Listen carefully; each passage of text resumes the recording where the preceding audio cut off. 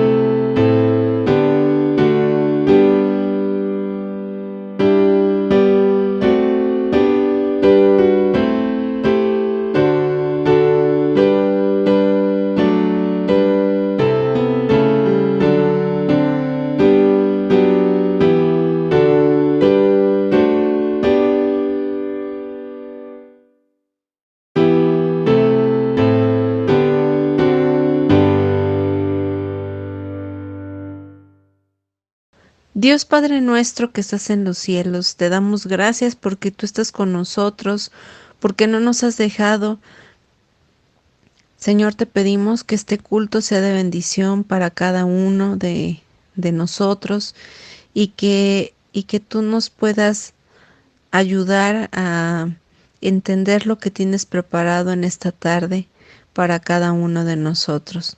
Te pedimos por todos los enfermos de la iglesia, por todos los hermanos que tienen necesidad, pero sobre todo, Señor, te pedimos que en esta tarde te agrades del culto y que hables a nuestros corazones. En el nombre de Cristo Jesús. Amén. Ahora vamos a alabar a nuestro Señor. Vamos a empezar leyendo un versículo, Nehemías 8:6. Entonces Esdras bendijo al Señor, el gran Dios, y todo el pueblo respondió: Amén, amén, mientras alzaban las manos. Después se postraron y adoraron al Señor, rostro en tierra. Adoremos en esta mañana a nuestro Señor, levantemos nuestras manos a Él y digámosle que lo amamos a través de nuestra alabanza.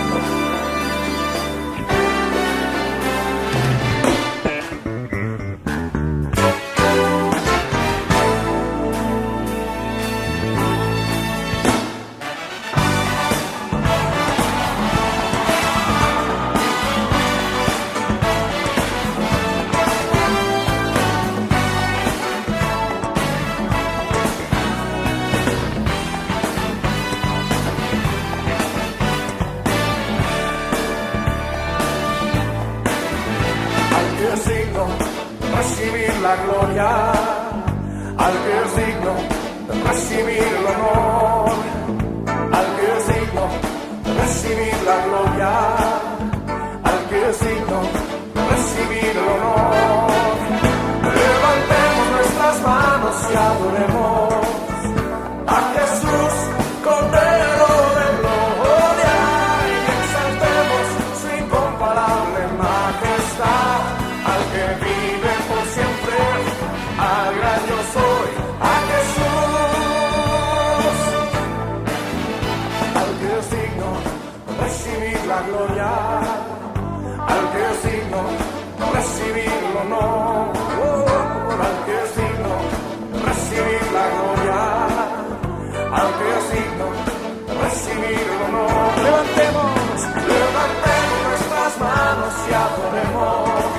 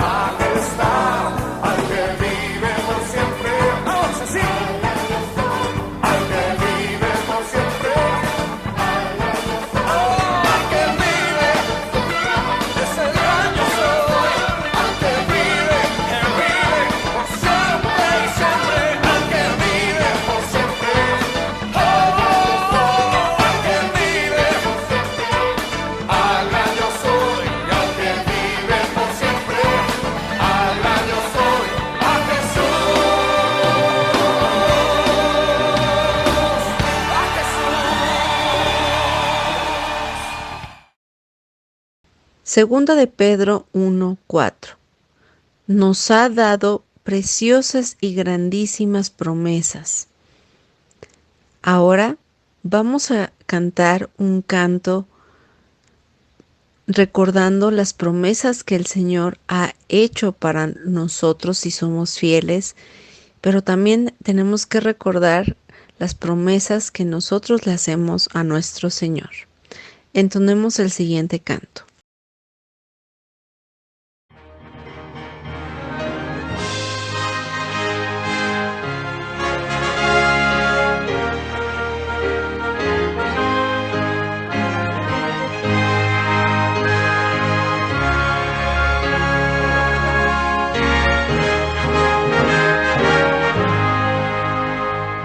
Todas las promesas del Señor Jesús son apoyo poderoso de mi fe. Mientras luche aquí buscando yo su luz, siempre en sus promesas confiaré. Grandes, fieles, todas las promesas que el Señor ha dado. Grandes, fieles, en ellas yo por siempre confiaré. Todas sus promesas para el hombre fiel, el Señor por su palabra cumplirá. Y confiado sé que para siempre en Él, paz eterna mi alma gozará.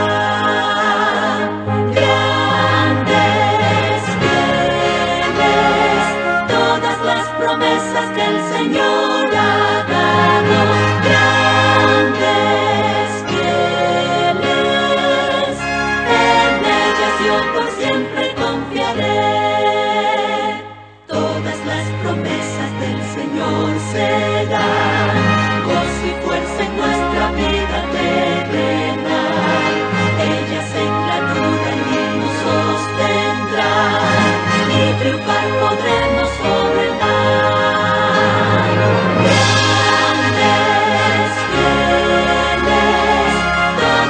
Promesas que el Señor ha dado, grandes, fieles, en ellas yo por siempre confiaré.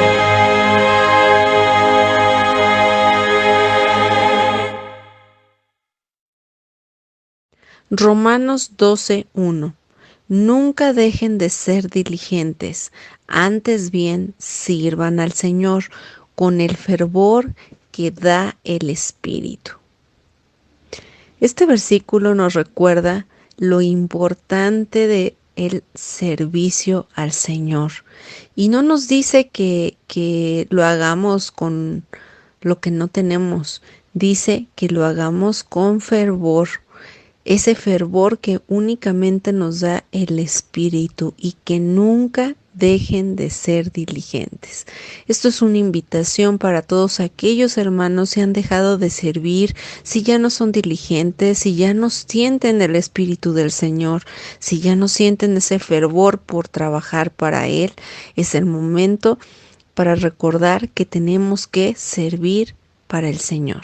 Vamos a entonar el siguiente canto.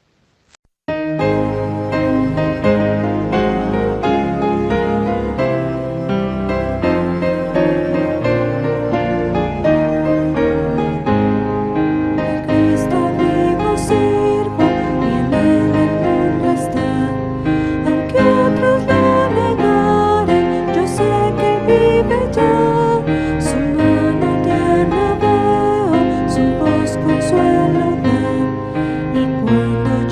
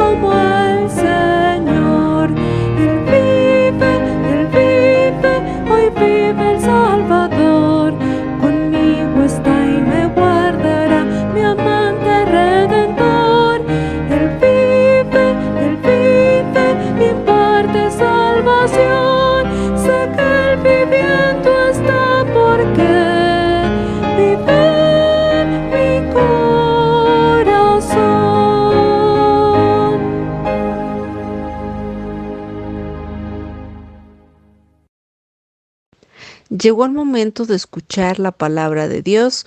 Vamos a recibir a Pastor Ángel Escobar Picasso.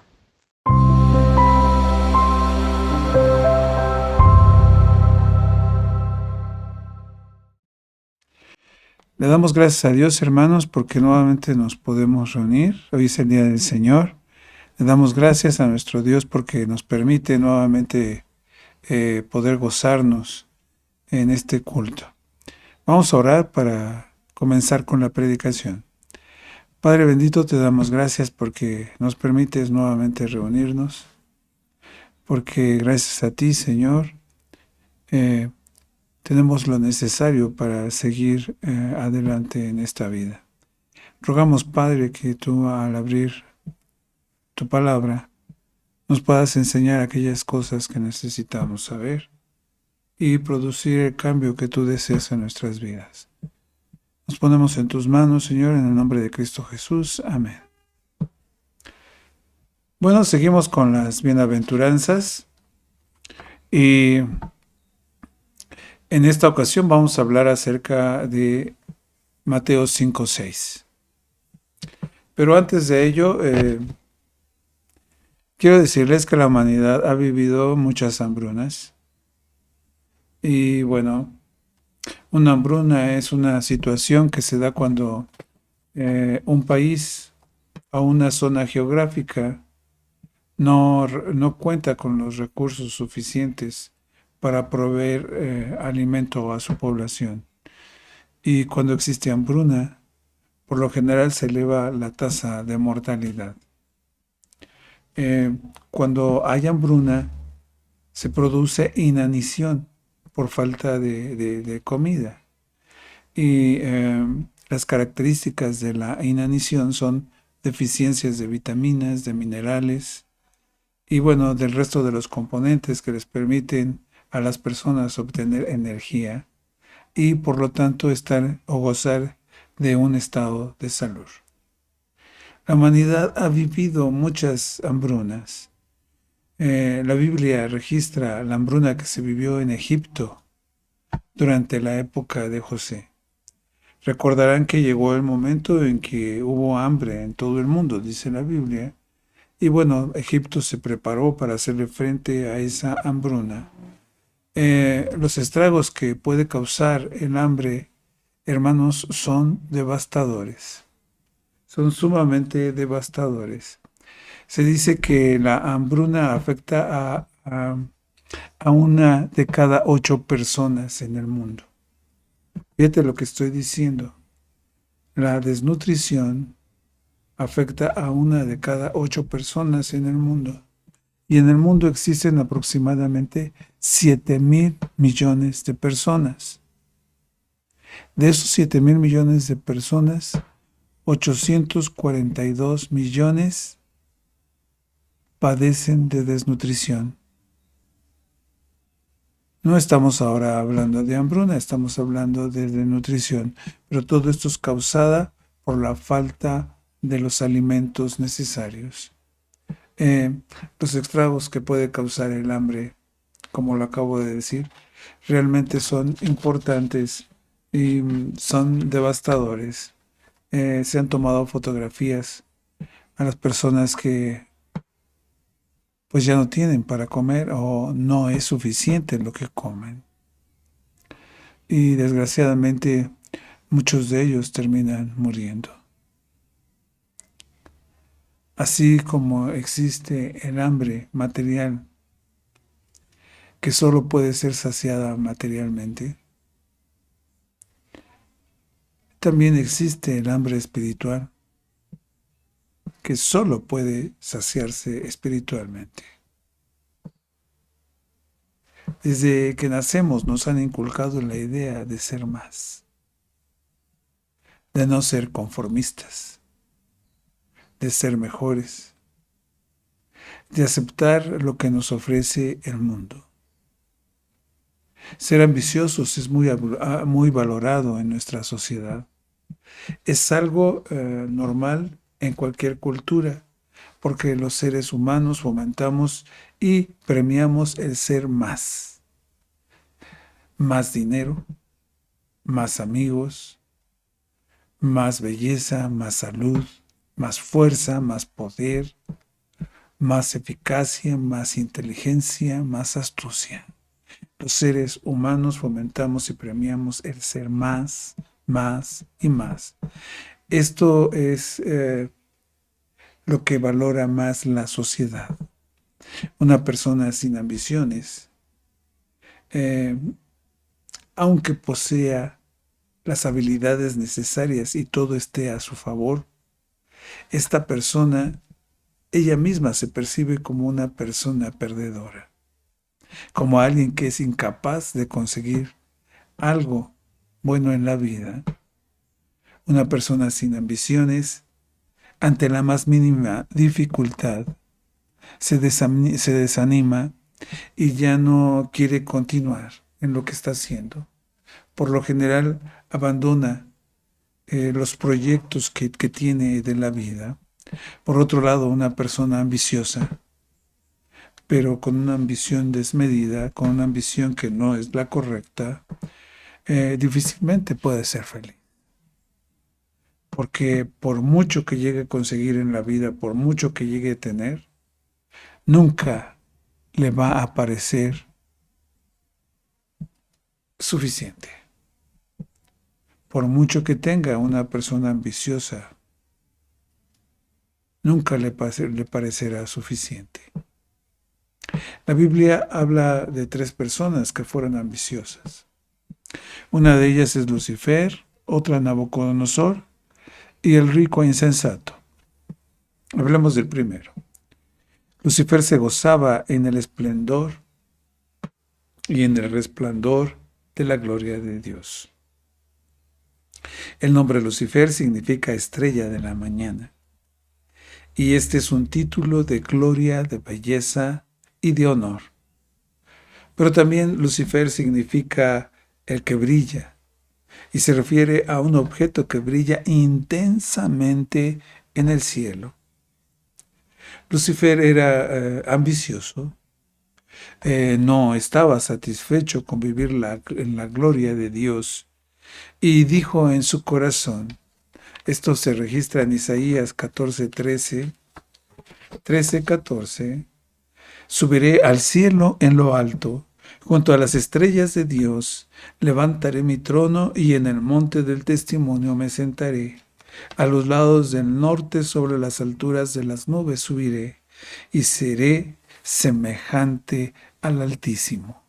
La ambición de Lucifer no era reflejar la gloria de Dios, sino la ambición de Lucifer era usurpar su trono. Sentarse en un lugar de gloria, en el lugar de gloria, de honor, de honra, que le pertenecía al Señor.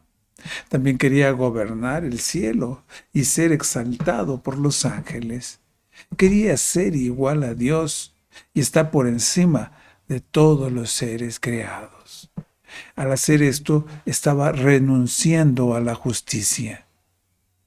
Cuando Satanás declaró su intención de ser como el Altísimo, fíjense lo que Dios le respondió. Isaías 14:15. Tú derribado eres hasta el Seol, a los lados del abismo. El Señor contesta de una manera breve y contundente. Tú derribado eres. Está hablando como si esto ya hubiera sido. Tú derribado eres ante el Seol, a los lados del abismo. Por el momento, Lucifer es exaltado. Actualmente, esto que dijo en Isaías 14:15 no se ha cumplido. Por el momento, Lucifer es exaltado.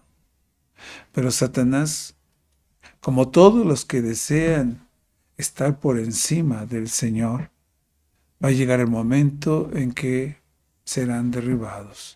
Apocalipsis 20:10 dice, y el diablo que los había engañado será arrojado al lago donde el azufre arde en llamas, donde también fueron arrojados el monstruo, y el monstruo se refiere a la bestia y el falso profeta.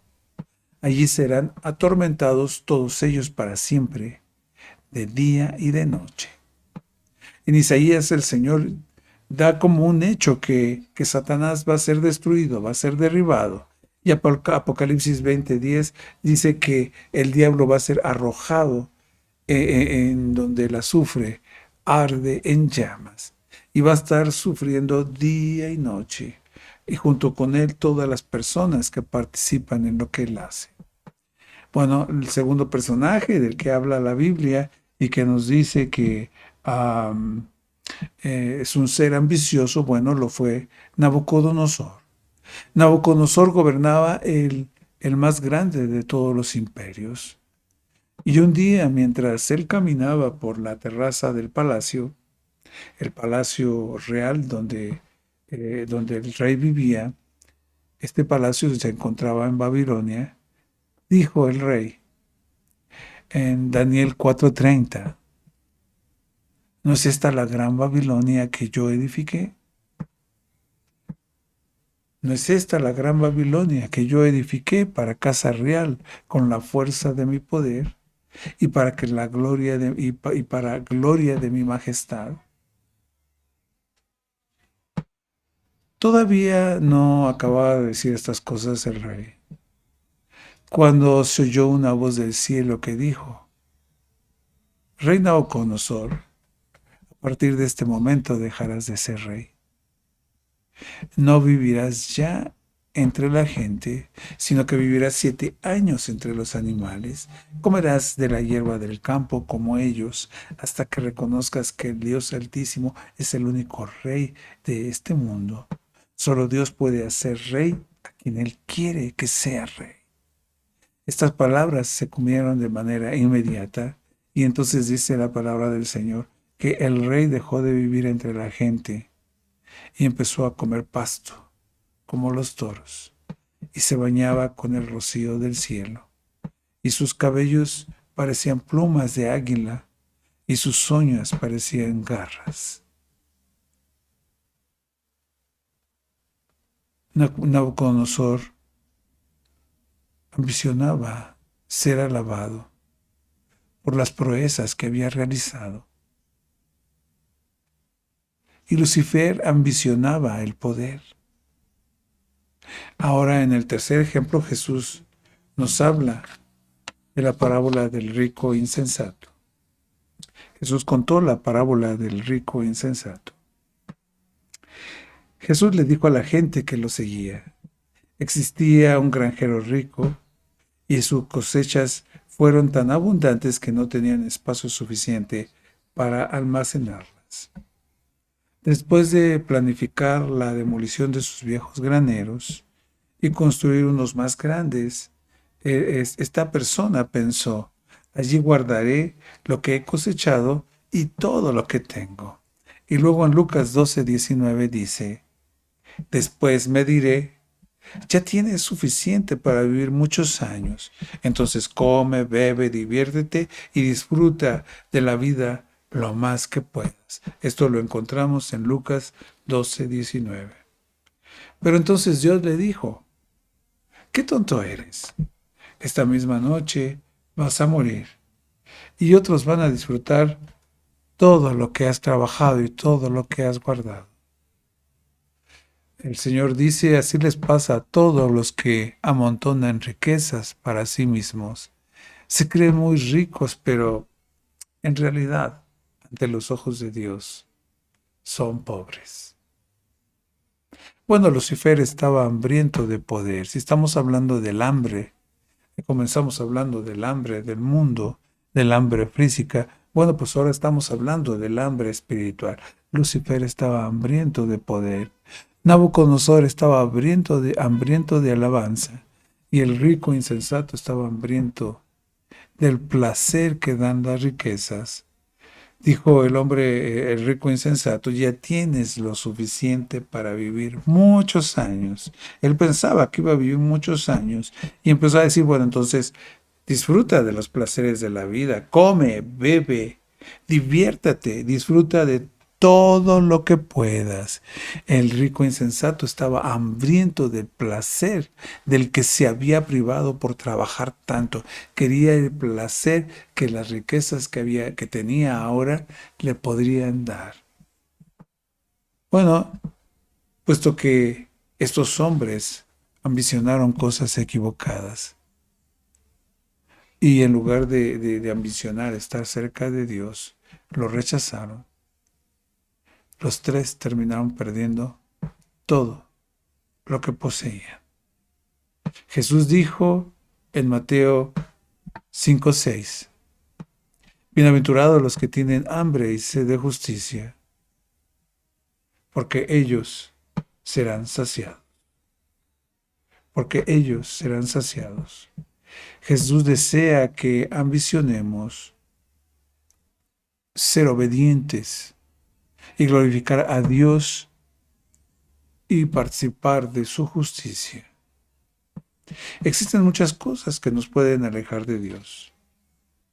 Hermano, tú ya aceptaste a Cristo como el Señor y Salvador de tu vida, y eso fue un paso muy importante, pero después de creer, después de haber recibido el perdón de tus pecados, de haber sido justificado, de haber recibido la salvación, para evitar caer nuevamente en el pecado y para evitar que esto nos aleje de Dios, Jesús nos ordena abandonar las cosas malas que pueden ser un obstáculo para que nosotros podamos entrar al reino de Dios. El Señor quiere que nos alejemos del materialismo, de la autosuficiencia y del egoísmo. Estas tres cosas, cuánto daño le pueden hacer a nuestra vida espiritual y pueden terminar con ella. Para combatir el materialismo, Jesús nos dice, bienaventurados los pobres. Para combatir la autosatisfacción, Jesús nos dice, bienaventurados los que lloran. Y para combatir el egoísmo, Jesús nos dice, bienaventurados los mansos. Las tres primeras bienaventuranzas son costosas y son dolorosas. ¿Sí? Existen tres acciones que no son fáciles de realizar. Por eso estamos hablando de que son costosas y dolorosas. Bueno, la primera acción de ellas es volverse pobre en espíritu. Volverse pobre en espíritu implica quedarnos sin nada y depender completamente de Dios. En otras palabras, implica ser humilde. Y qué difícil, y a veces hasta doloroso es para el hombre, es el actuar con humildad. La segunda acción, lamentarse o llorar por el pecado implica enfrentar nuestra pecaminosidad. Reconocer que estás pecando es de las cosas más difíciles que existen. ¿Y sabes por qué? Porque a veces no te das cuenta de lo que estás haciendo. A veces no sabes que lo que estás haciendo no es agradable a Dios. A veces no sabes que lo que estás haciendo está mal. Por eso el rey David en el Salmo 19:12 dice, nadie parece darse cuenta de los errores que comete. Perdóname, Dios mío, los pecados que cometo sin darme cuenta. Nadie parece darse cuenta de los errores que comete. Perdóname, Dios mío, los pecados que cometo sin darme cuenta. Hermanos, para enfrentar nuestra pecaminosidad, para reconocerla, tenemos que declararnos incompetentes, porque por nosotros mismos no podemos. Necesitamos que Dios nos revele los pecados que nos son ocultos. Necesitamos arrepentirnos, necesitamos llorar, necesitamos lamentarnos de los pecados de la manera de los pecados que cometemos de manera consciente o de manera inconsciente. Debemos llorar de dolor por fallarle a Dios. Debemos llorar por el daño que nuestras acciones pueden causar. Debemos estar dispuestos a admitir nuestras faltas y a buscar el perdón. Volvernos mansos es la tercera acción. Nos implica rendir nuestro yo al control de Dios. Y esto también es doloroso y difícil. Siempre queremos estar en primer lugar, pero para poder ser bendecidos, para poder ser bienaventurados, necesitamos dejar que nuestro yo mengue y que crezca Dios en nuestra vida. La cuarta bienaventuranza es una consecuencia de las otras tres. Cuando ponemos a un lado el materialismo, cuando ponemos a un lado el yo, los pecados, y nos volvemos al Señor, entonces podemos sentir más deseos para conocerle y recibir su justicia. Mateo 5:6 dice, bienaventurados los que tienen hambre y sed de justicia, porque ellos serán saciados. No puedes sentir el deseo de saber más de Dios. No puedes sentir o no puedes tener hambre por su palabra si antes no has renunciado al pecado, al yo, y eres humilde. Porque mientras más hacemos a un lado lo que tenemos, más deseo tenemos de estar cerca de Dios. Si para alguien este versículo es una declaración que es de bendición, bienaventurados los que tienen hambre y sed de justicia, porque ellos serán saciados, entonces puedes estar seguro de que eres un cristiano. Pero las personas que no tienen hambre, las personas que no tienen sed de justicia, no pueden entrar en el reino de Dios. Los verdaderos hijos de Dios son más semejantes a su Maestro y desean crecer en justicia. David dice en el Salmo 119:97, oh, cuánto amo yo tu ley. Todo el día es ella mi meditación. La palabra cuánto habla de intensidad, habla de cantidad y también habla del valor de una cosa.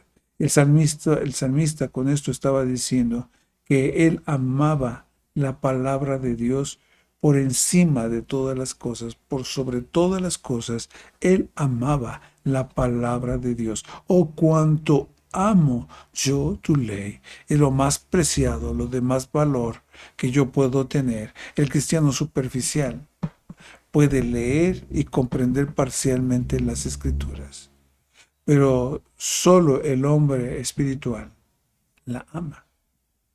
Vive como si pudiera vivir sin la palabra de Dios. Para el cristiano superficial es un deber el amar la ley para satisfacer la conciencia.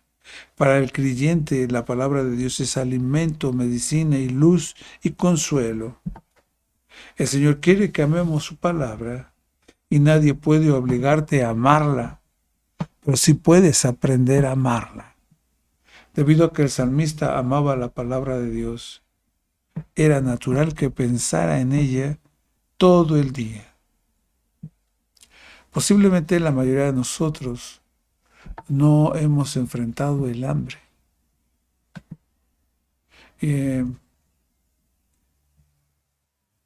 No hemos enfrentado el hambre y la sed de manera intensa. Tal vez hemos dejado de comer una vez al día o 2 veces al día, o a veces pues hemos ayunado en un día completo. Pero no hemos experimentado lo que realmente es no comer varios días. Para ser bienaventurado,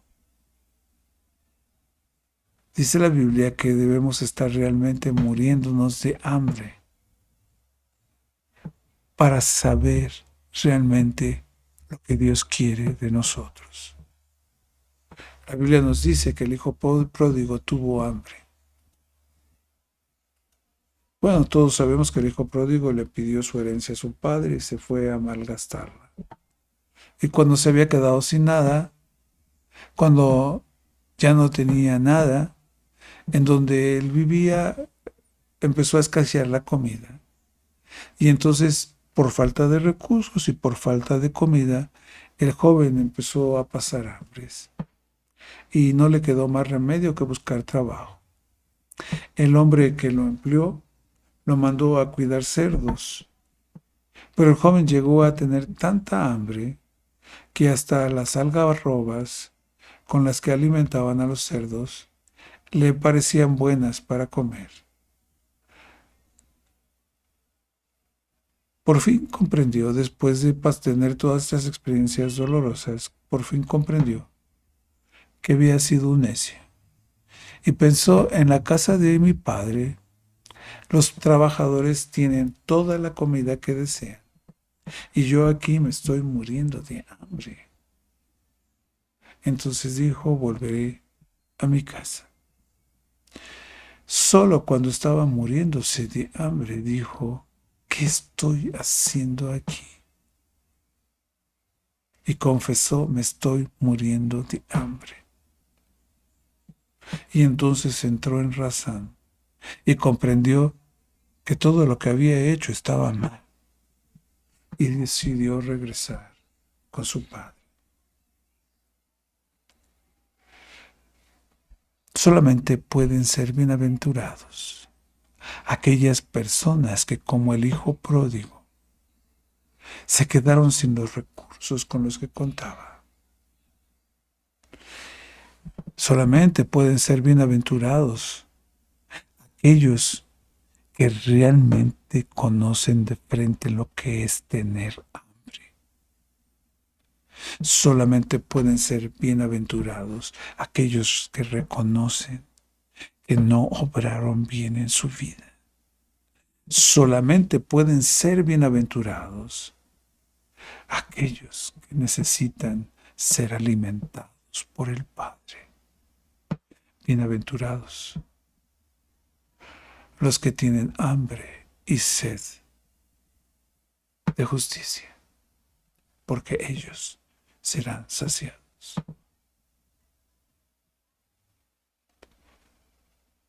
Unos jóvenes habían comenzado a asistir a un estudio bíblico, pero pronto decidieron ya no asistir. Y bueno, explicaron que deseaban ser cristianos, pero que no querían hacer el compromiso que la Biblia exigía. Ellos tenían poca hambre por las cosas de Dios. Querían escoger y elegir de la Biblia aquellas cosas que se adaptaran a su necesidad, pero no querían cambiar lo que hacían. Básicamente ellos estaban satisfechos con el modo de vida que tenían. Para ellos, sus vidas eran felices. Y la Biblia estaba en contra de lo que ellos consideraban como felicidad. Cuando el mundo te alimenta, cuando no tienes necesidad de Dios, no puedes ser bienaventurado. Lucas 1:53, fíjate lo que dice: a los hambrientos los colmó de bienes, y a los ricos los despidió con las manos vacías. Déjame decirte primero que el hambre por las cosas espirituales no es algo que salga de ti. Es algo que Dios pone en tu corazón. Es algo que Dios pone en tu vida. Es un don que recibes del Señor. Es un regalo que recibes del Señor. Dios pone en ti el deseo por las cosas espirituales.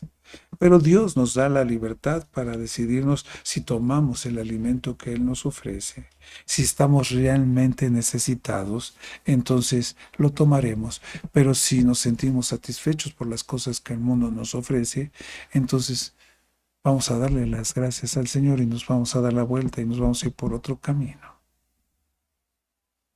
Todos los ricos, tanto los ricos como los pobres, están a la puerta de Dios. Y los ricos esperan bendición. Y los pobres, por su misma condición, no esperan mucho. Pero en este pasaje dice Dios: a los hambrientos los colmó de bienes, y a los ricos los despidió con las manos vacías. Dios, en su soberana voluntad, le concede a los pobres aquello que esperaban los ricos. Y a los ricos le dio aquello que esperaban los pobres. Y los despidió con las manos vacías. El Señor satisfacerá los deseos del pobre en espíritu, mientras que los autosuficientes serán enviados lejos. Al igual que las otras bienaventuranzas, el objetivo de quienes tienen hambre y sed de justicia es doble. Para el incrédulo el objetivo es la salvación, pero para el creyente es la santificación. Vamos a hablar de la salvación. Cuando una persona tiene hambre y sed de justicia, está buscando la salvación. Esta justicia viene cuando alguien se vuelve del pecado para someterse al señorío de Jesús. Cuando el hombre es pobre en espíritu, entonces puede ver su pecado. Con el llanto lo lamenta. Se vuelve de su pecado en mansedumbre, se somete a Dios de su propio camino pecaminoso y de su poder. Y en hambre y sed busca que la justicia de Dios en Cristo reemplace su pecado. En muchos pasajes del Antiguo Testamento se usa la justicia como sinónimo de salvación. El Señor afirmó en Isaías 51:5, cercana está mi justicia, ha salido mi salvación. Y Daniel escribió en Daniel 12:3, los entendidos resplandecerán como el resplandor del firmamento, y los que enseñan la justicia a la multitud como a las estrellas a perpetua eternidad. Cuando los seres humanos abandonan toda la esperanza de salvarse por sí mismos, es decir, cuando abandonan la confianza de su propia justicia y empiezan a tener hambre por la salvación que trae la justicia de Dios y empiezan a obedecer, serán entonces bienaventurados. Serán, como dice Daniel, como el resplandor del firmamento y como las estrellas que no pierden su luz. El mayor obstáculo para algunos al recibir el Evangelio es su propia justicia. Ellos se consideran puros, se consideran santos. Ellos creen que las buenas cosas que han hecho los salvarán. Sin embargo, Jesús dijo, el único camino hacia la salvación es tener hambre y sed de justicia. Y por último, hablemos de la santificación. Santidad proviene de la palabra santo y significa separado. Ser santo significa separado.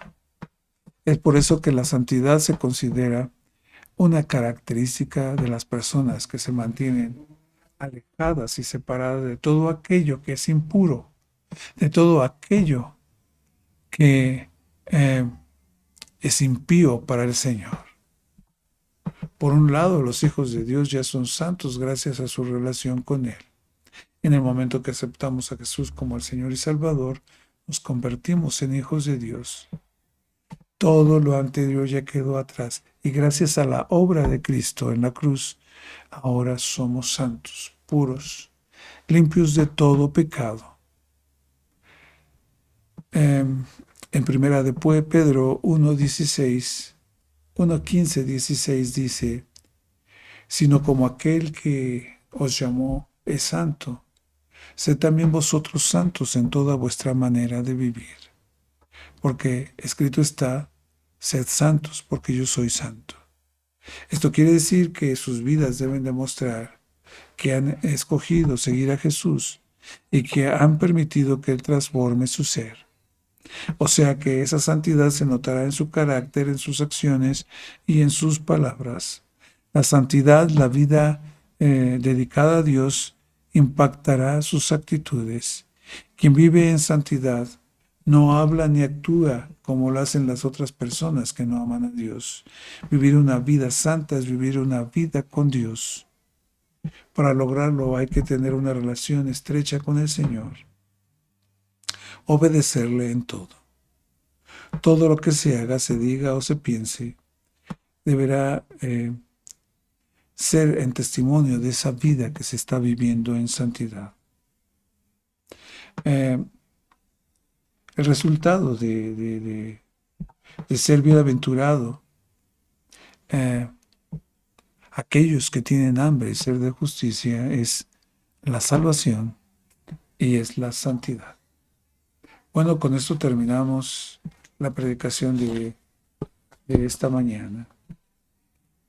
Deseamos que podamos realmente gozar todos los días de leer la palabra del Señor y cada día podamos ser alimentados de su palabra para crecer en santidad, para obedecer al Señor en aquellas cosas que Él nos manda. Vamos a terminar despidiéndonos con una oración.